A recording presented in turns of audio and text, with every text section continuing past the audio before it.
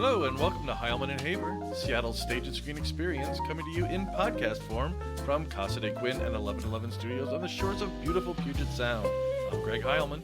And I'm Matt Haver. Back in 2020, we took to the internet airwaves to interview talented local actors and directors. Now, over 75 episodes later, Heilman and Haver is Seattle's #1 stage and screen podcast, bringing you in-depth interviews from the finest talent from LA to Broadway to the UK, including Emmy Award winners and best-selling authors, unsung heroes, and industry leaders. And all while keeping our finger on the pulse of the Seattle and Pacific Northwest theater scene, with in-depth reviews, cast and crew conversations, and behind-the-scenes tours. Our second annual Heilman and Haver Theater Awards are coming up Sunday, September 10th, and our list of top finalists in 26 categories for both community and professional theater are online now, along with a link for free tickets to the event. And while you're there, sign up for our free email newsletter so you don't miss a single update or episode. Welcome to episode 78. The Hollywood strike has now passed the 100-day mark with no end in sight. Just 1 week ago, on August 4th, Writers Guild of American negotiators met for the very first time in 3 months with representatives of the major studios to discuss whether contract talks can resume. According to Bloomberg reporter Lucas Shaw, they made, quote, zero progress. The two sides are no closer than they were at the start of the strike. They can't even agree on how to resume negotiations. Whew, tough. Wow. Well, with much of the strike centered on the power imbalance between the major studios and the writers and the consolidation and lack of transparency among the streaming giants, we reached out to an expert on the issues of monopoly and corporate power in America for his take. Matt Stoller is the Director of Research at the American Economic Liberties Project. He is the author of Goliath, the 100-Year War Between Monopoly, Power, and Democracy, which Business Insider called, quote, one of the year's best books on how to rethink capitalism and improve the economy, end quote. Stoller is a former policy advisor to the Senate Budget Committee, and he also worked for a member of the Financial Services Committee in the U.S. House of Representatives during the financial crisis. Matt's 2012 Law Review article on the foreclosure crisis, the housing crash, and the end of American citizenship predicted the rise of autocratic political forces, and his 2016 Atlantic article, How the Democrats Killed Their Populist Soul, helped inspire the new anti-monopoly movement. His writing has appeared in the Washington Post, the New York Times, Fast Company, Foreign Policy, The Guardian, Vice, The American Conservative, and The Baffler. And Matt writes the Monopoly-focused newsletter Big, with tens of thousands of subscribers, which you can find and follow on Substack. And Matt joins us from Washington, D.C. Matt, welcome to the show. Hey, thanks for having me. So, Matt, we first ran across your piece on Substack, Time to Break Up Hollywood, via Hollywood director Michael Moore, who shared it in his newsletter back in early July. The headline says, quote, Hollywood is trapped in a death spiral, with streaming giants struggling to profit while smothering the industry itself. Finally, the writers stood up, but will it be enough? And of course, there's the referring to the writers' strike and then the subsequent actors' strike as well. Can you give us the Cliff's Notes version of the WGA's complaints and what you see as the major issues that need resolving? Sure. I guess I should start by saying I'm not in the WGA and I don't follow the labor disputes in detail. I do antitrust and corporate power in general. There's a number of aspects to that. So I'm not looking at this from like just a labor perspective, and I might get some things wrong. I don't want to speak for them. But I would say, just generally speaking, their complaint, and this is true of the actors as well, and it's also true of directors and executives and a lot of the people that are involved in movies, that people that film, that actually run the cameras. Something is very wrong with the industry, right? People, they're not making good movies anymore, and people are not getting paid a reasonable amount.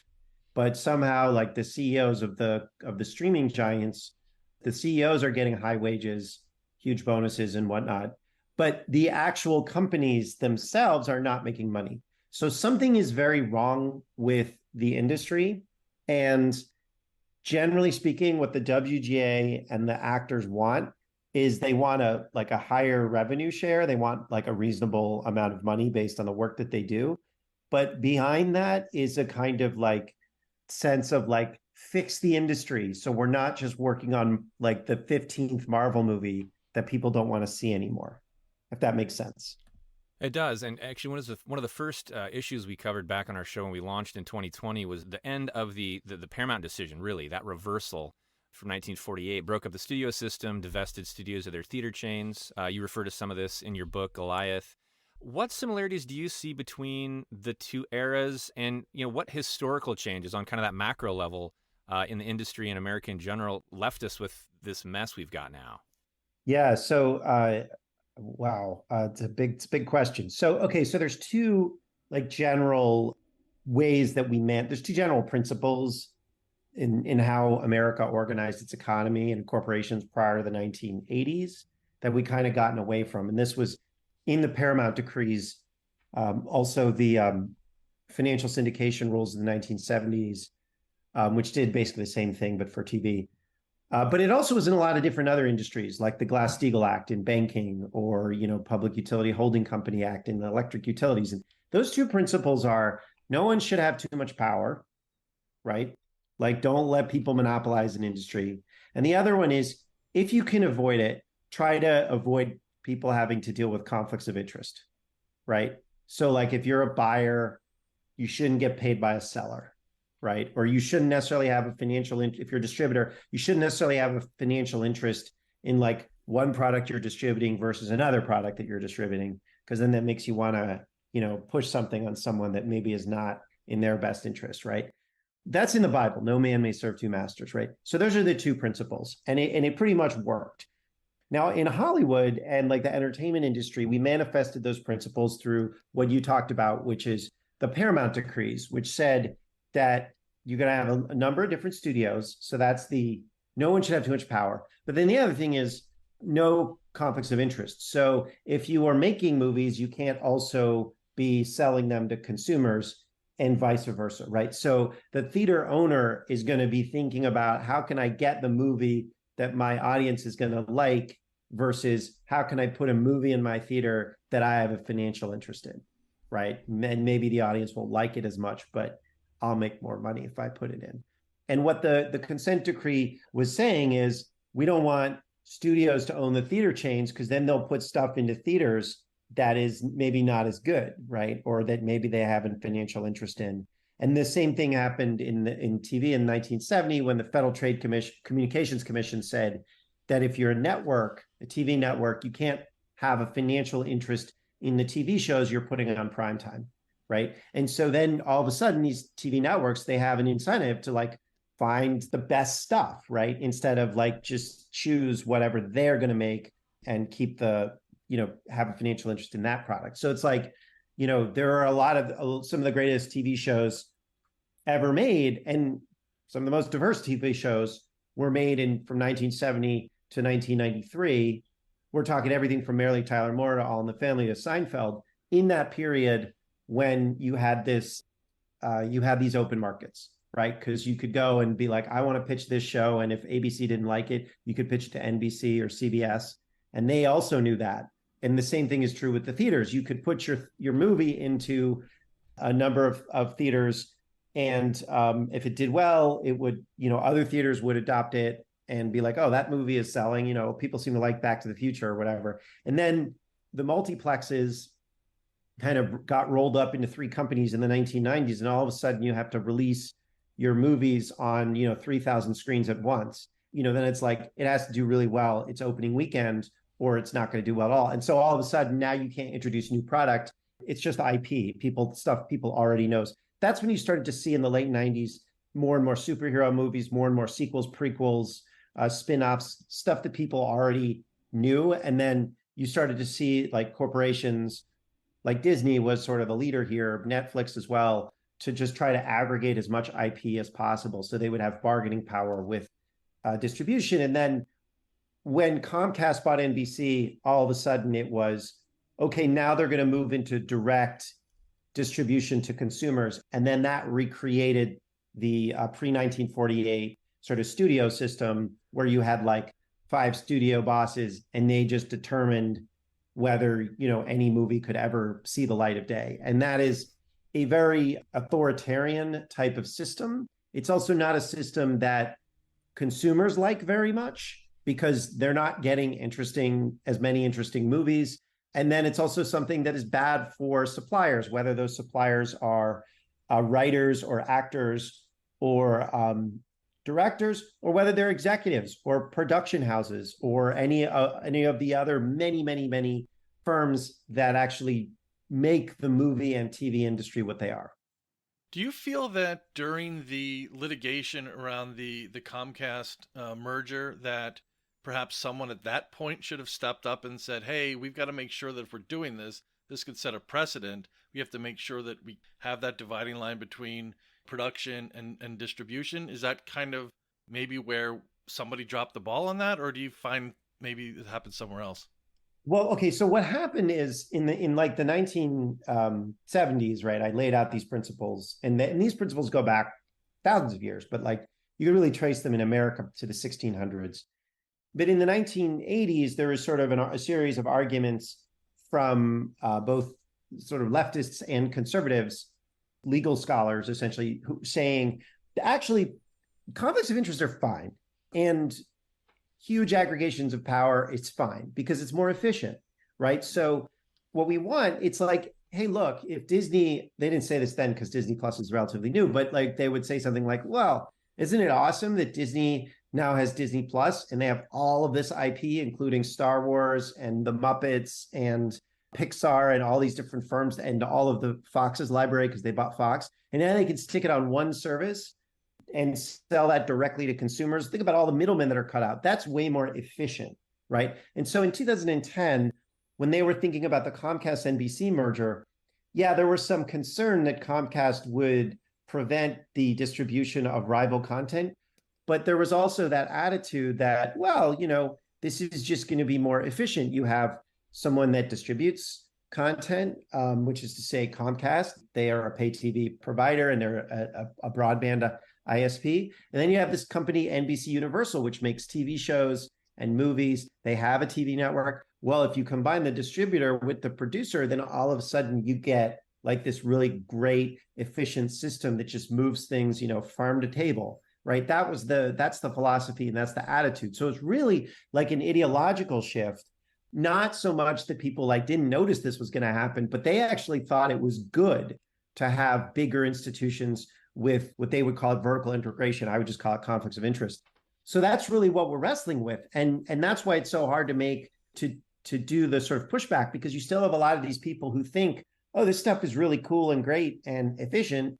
Why would you ever want to change any of it? Right. And that's like a lot of policymakers and judges and stuff like that still kind of buy into that philosophy. And by the way, it's not just Hollywood. Like you can look at giant insurance companies which have vertically integrated into, they own like a lot of the doctors' practices today, or they own like urgent care clinics. And, look at CVS. CVS owns all of these pharmacies. They also own Aetna, and they own like pharmaceutical distribution companies and urgent care clinics and so on. And you could just look at big tech, like they own from soup to nuts, right? Every part of the industry supply chain. And that's because there's this sense, well, this is all very efficient. And like you just saw, like Microsoft Activision, that was a big merger case. Microsoft just tried to successfully bought one of the largest video game producers. Microsoft makes Xbox. They also make a lot of video games. But like the basic argument there was, well, we're going to buy Activision, which makes Call of Duty and lots of other Diablo, lots of other video games, Candy Crush, and we're going to distribute them more efficiently because we're Microsoft. We're so big. We have the Xbox and we can make things cheaper and better. And the government said, no, this merger is dangerous because you're going to create a walled garden of the whole video game industry. And the judge was like, nah, what are you talking about? This is just going to be cooler and better and more efficient. And so we have this philosophical debate that's going on about how we run our society. And it really is a philosophical debate. And I could make all the legal arguments why I'm right. But at the end of the day, that is really the argument, right? That is the question. It's not like corruption, or, I mean, you can always find elements of corruption, but it really is just like, what kind of society do we want to live in? And it's interesting you mentioned that, because one of the benefits of capitalism versus some of the other economies that you'll find around the world is the idea of progress, of making progress and improving things and etc. But when you mentioned the consolidation of the movie theaters, the first thing I thought when you made that argument was, well, people aren't going to take risks anymore. And if you don't take risks, you're not going to make that progress that we're talking about. So what it sounds like, and if you could speak to this, is does this halt or slow down or impede that progress that we would normally see in our economy by having these just few large kind of conglomerate companies? It's a really insightful question and comment. I would say that, it is when you centralize power, which is what we're talking about, when you can centralize power through Soviet means and have the government sort of take things over, or you can centralize power the way that monopolists do it, which is, you buy up rivals, you prevent new entrants. But centralization is exactly what you said. It creates this lack of risk tolerance, and it does undermine capitalism itself. It does say what makes capitalism work is, progress is just another way of saying that, like, you can have new people come into a market and compete on the merits.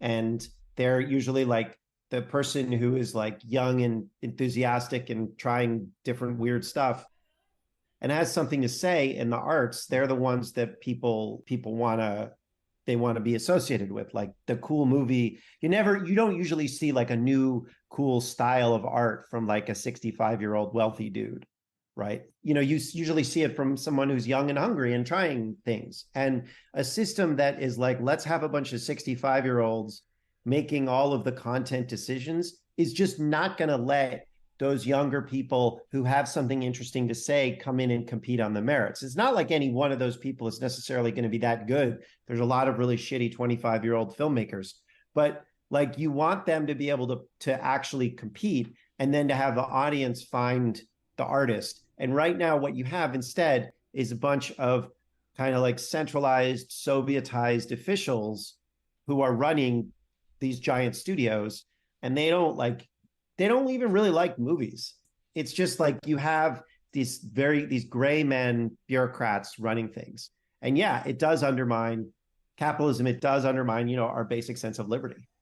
So many similarities to kind of that end of the last golden age. We just spoke with author Sam Wasson, the author of The Big Goodbye, the end of old Hollywood, the making of Chinatown, and that whole kind of, the auteur movement in the 70s, and all these young creatives fighting exactly the same things that you're describing, these old gray men still trying to make old gray movies the way they've done it for decades. And that conflict that took place, that those auteurs, and the young, you talk about Nicholson and these others that were, new and fresh and wanted to kind of take on Hollywood in a new way.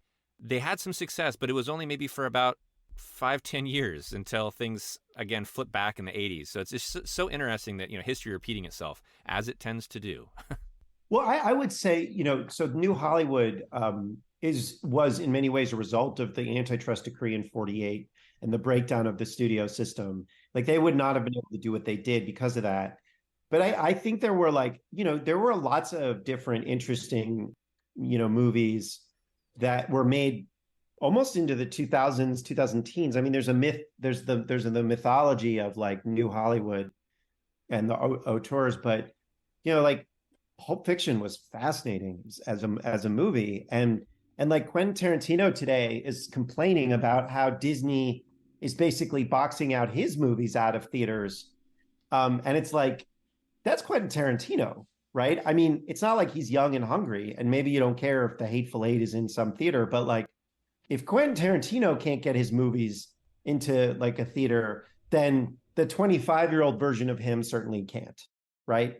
So I don't want to over romanticize kind of the New Hollywood period and just say, oh, this was a 5-10 year thing. I actually think it was more like a 30 to 40 year trend of just having like all sorts of different types of movies being able to get into an open set of markets. It was not a cultural battle. I mean, obviously, in a sense it was, but it was the result of law and market structure, right? I mean, that's what's missing from the debates in Hollywood right now, is that like, this is not just a labor dispute, and this is not Netflix decided to do this thing that we didn't like, or Disney did this thing that we didn't like, or Bob Iger did this or that. This is a problem with law, right? This is a problem with the laws and the regulations that structure this industry. And that's, I think, where to get to. It's like, it's almost like a libertarian debate where people are debating these industry dynamics without thinking about how the law works. And that is not how the CEOs are thinking, or the owners of these studios are thinking, because they're all thinking, how can we do mergers in an environment where the Biden administration has made mergers much more difficult? Because they want their way out of this is to just merge so that I think you have 5 or 6 major streaming firms. They want to get it down to 2 or 3. And they'll have to go up against the government if they're going to do that. But it's like the other side, the writers and the actors and the directors, I think are starting to understand, okay, wait a second, there are rules here, and we have as much a right as the studios do to make arguments about what those rules and laws should be. We've been chatting about getting you on the show for a few weeks now. It's like, is this thing going to end before we had a chance to talk to you? But you quote a striker in your column who says, it's about the whole corporate dominance of America. Right. Do you really see a whole lot of large scale change coming from the strike, or is this on the radar of any politicians? Are they paying attention? I know this. You talk about what happened over in the UK and how they deregulated a lot of this, and now we're seeing a lot of really creative television and options coming from the UK. Are politicians paying attention? Yeah, they are. Of course they are. This is a major labor action. At the very least, California ones are paying attention. I mean, it definitely. I talk to policymakers all the time, and they really want to be involved. But what is holding them back is they don't know what to do, because it's like you can only say so many times the studio should negotiate with the actors, right? I mean, or the writers. What needs to happen is the writers and the directors and the actors need to come out and say, it's time to break up the studios. Here's the policy we want. And then politicians can be like, oh yeah, that makes sense. Well, let's start holding hearings and whatnot. But like, you're not going to get up. That's the thing, is that like the conversation has to come from Hollywood. And right now, the writers and the actors are focused on getting a better revenue share from the industry. And they're starting to realize, wait a second, we have to restructure the industry as well. But like politicians are responding to what the strikers are saying. And what the strikers are saying is, we want a better revenue share. And so that's what the politicians are saying. It's like if the strikers started saying, actually, we need the industry broken up. Like if that was a demand in this, they were like, if they sent a letter to Congress, said, we want hearings on how consolidated Hollywood is, I don't know that they would get them. But I know that if they don't ask, they certainly won't get them, right? So in a sense, politicians are paying attention. They're paying very close attention, and they are reflecting what the strikers are saying, if that makes sense. One of the things I wanted to ask you is your take on our role as consumers in almost letting this happen. And this is not just a Hollywood issue, but to me, it comes back to our desire as a society for senseless plastic objects, dirt cheap right now. And I look back at, trying to figure out this whole revenue thing around streaming. Disney tried to add a $27 premium fee when they released Mulan to their service, to Disney Plus, a couple of years ago during COVID. That wasn't met very well. I think any increase in a monthly subscription fee, people aren't going to want to pay. I think it would actually almost doom those services if they did that. Have we let some of this happen as a result of us wanting these things inexpensively, in order that they're losing money and potentially don't have the ability to pay the actors and writers what they desire? So, I mean, Netflix keeps raising their price. Disney keeps raising their Disney Plus price. And people paid for Barbie and they paid for Oppenheimer. So I don't think the issue is that people don't want to pay. I don't think that consumer based action really makes sense. Like as consumers, what is it? Consumers will sell their birthright for a mess of pottage. That was Louis Brandeis. Like as a consumer, when I go to the store, I want the cheapest thing, right? It's just the way we are as people. And like we get manipulated in all sorts of ways. And I don't think we should expect that we should think about this as a consumer rights issue. We should think about this as, because that's a losing frame. Like we need to think about this as citizens and what kind of society we want. Now, I think it's obviously true that people want cheap stuff, but it's also true that prices have gotten much more expensive in our society over time. So it's like you can make the argument, oh, well, all of this is a result of the fact that they're just selling us cheap stuff. But in fact, we're not really even getting the cheap stuff, right? It's just that what they've done is this is part of the ideological debate. They've transformed the way we understand ourselves as having no rights, right? As just being a consumer, right? And just being like, you get to vote with your dollars. It's like, what the hell are you talking about? No, you vote with your vote. And then like you set up rules. Like it's totally absurd to say you vote with your dollars. That's like a way of attacking our rights as human beings and our ability to structure our communities and our commerce. So I guess what I would say is like we haven't let this happen as consumers, but we've let ourselves be defined as consumers, and so we've let it happen as citizens. It's an interesting Yeah. take on it. And you mentioned Barbieheimer, that phenomenon. Barbie just crossed the $1 billion threshold, worldwide. People like Francis Ford Coppola are saying this is the beginning of the new, a new golden age now of Hollywood, and it's great. We love seeing people go back to theaters. Is that part of the solution? Do we as consumers, you said not vote with our dollars, but time to maybe scale back on a few of those, streaming subscriptions? Time to write some letters to Congress people supporting what's going on in Hollywood, that sort of thing. I don't think that you're going to see a huge change just because of Barbenheimer in the way the studios operate. You might see some attempts, but like what Barbenheimer showed is that a lot of the arguments that the studios were putting out, or that everyone in Hollywood, it's not just the studios, people don't want to go to the movies anymore. Oh, it's technology, disruption, whatever. Like any of the arguments that there are these grand metaphysical forces, that those aren't true. That what was happening is the studios were putting out crappy movies that people didn't want to see. If you can fix that, if you can put out culturally relevant movies where you have like a strong auteur, right? Because like Greta Gerwig and Christopher Nolan both have very strong artistic perspectives. If you can do that, then you can sell your commerce and you can get people to the movies. But what I don't think that the market structure, like what that showed is that you can overcome problems in the market structure if you put out like, artistically strong perspectives. But Christopher Nolan and Greta Gerwig already had reputations. Who are the next versions of them? Where's the creative refresh after them?